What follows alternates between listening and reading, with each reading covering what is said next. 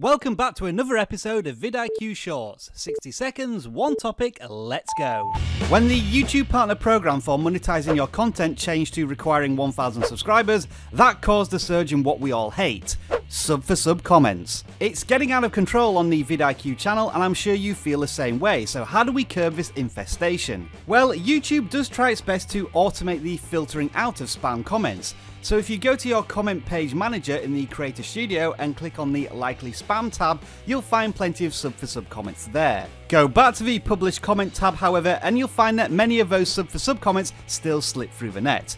So what else can you do? Well, the solution comes in the form of the Community Settings tab, where you can manually type in words and phrases that get blocked. We've included a range of common Sub4Sub style comments in the video description to get you started, but it's best to monitor your own comments and add them as you see them. Once you've set this up, comments containing these phrases will automatically go into the Held for Review tab in your comment manager page and will never see the light of day.